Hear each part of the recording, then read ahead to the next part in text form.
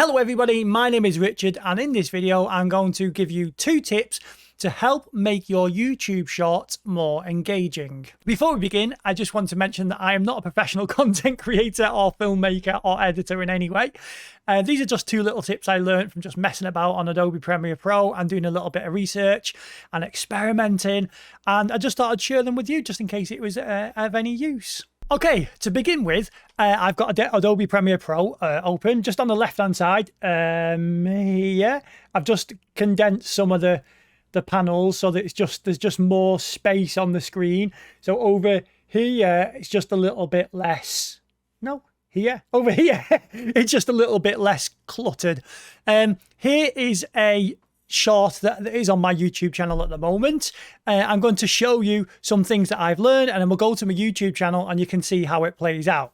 Okay, so what I'm going to do is show you how I edited one of the YouTube shorts that is currently on my channel. It's taken from one of my live streams that I recorded, hence why you can just see there on the video, just here, you can see the chat panel and you can see my face there from the live stream.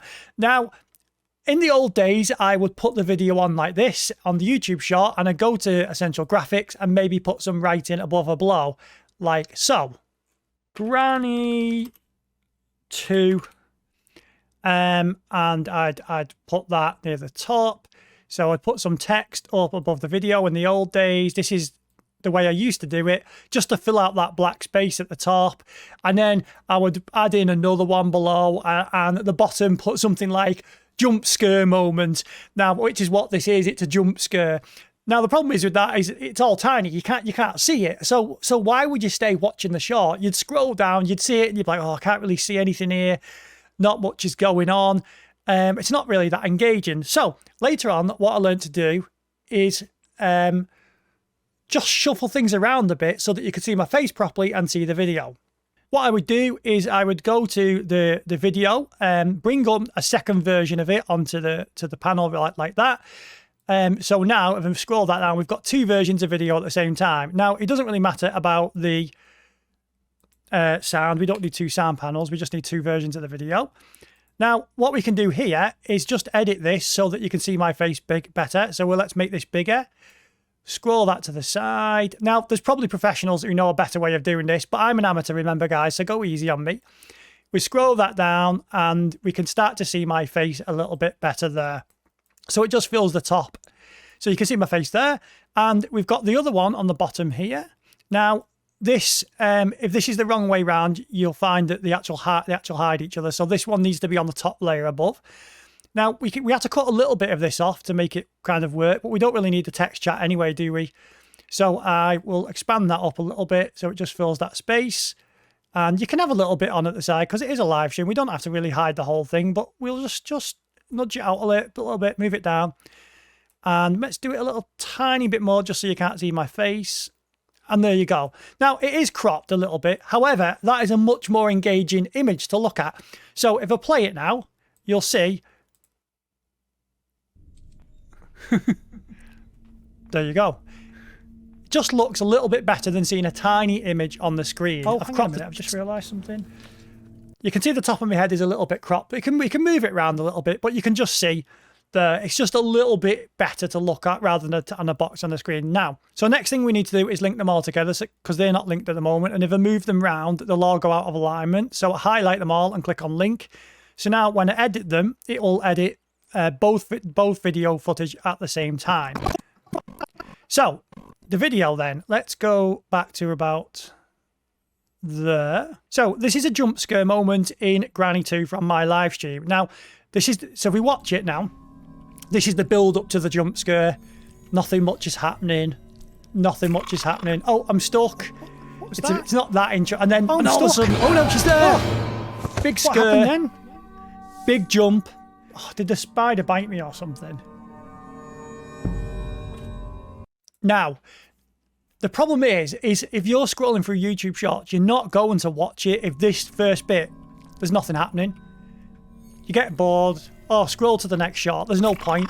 So my second tip, so then my first tip was putting your face on the top and rearranging it just to make it look a bit better. My second tip is put the end at the start and the start at the end. Now, let me explain. So where does the jump scare really start? We walk out, we get stuck in the bear trap. We look down, we'll just fast forward. Oh, there she is. So it's probably there. So let's put a cut right on that bit of the clip and then move it forward and then move that to there. And then we could probably crop this down a little bit, actually. It doesn't really matter. Move that back to here. Now, why do we do that? Firstly, YouTube, when you watch a short, starts playing it again immediately. So if the end of this clip is where it starts, it will flow into it. So the person will carry on watching the video again, which just helps, you know, get it noticed and helps people stay for the whole shot, if that makes sense. So the most interesting thing happens straight away. So we press play now. Oh, I'm stuck. There she is. Oh no. Oh, we're going to die. What happened? So the person watching goes, whoa, what's this about? They've died straight away. Did the spider bite me or something? And then if you go back, there's the beginning of the video. So what we'll do now is we'll just put a little effect at the start. Let's have a look. Not effect. One more one. Video transitions. A little just dip to black there. So that is the actual. That is effective. At the end of the video is actually in the middle. So when we go back to here, this is the bit beforehand. But people will watch this bit now because they're like, oh, where's the jump scare going to come? Where's that scary bit going to come? What was that? And when we get to the end here, like I say on YouTube, YouTube will immediately send it back to the start. And we're back there at the interesting bit again. So it encourages people to watch more of the short and even watch it 2 or 3 times. So there's 2 tips for you. First, change the layout of the video so you can really see your face. It's more personal, more interesting, a bit more dynamic. The second tip is put the end at the start of the video. And then when it gets to the end of the short, it'll go back to the beginning seamlessly. Yeah. So there are my 2 tips. Layout and put the end at the start. Let me show you what I mean and the impact of that. So let's go to this short now on YouTube. So here is that short now on YouTube. You can just see it. Now we're literally in the first bit and all of a sudden, oh, what's happening straight away? So if I press play, oh, flipping it, no, no. Oh, no, this is not, oh, come on. That's the middle. Maybe that takes the place of the, oh, yeah. Ah, it's a bear trap, but it's just, oh, flipping it, no, no.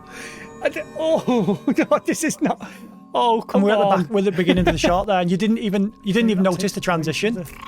And that helps people watch the whole shot, you see. Anyway, again, guys, I'm not a pro. I'm a bit of an amateur. They're just 2 things I learned. I thought I'd share them with you. Thank you so much for watching, guys. And if you've enjoyed this video, don't forget to give me a sub, a like, blah, blah, blah. You know the thing. You know the thing we do. And take care, guys. Thank you so much for watching. Bye-bye.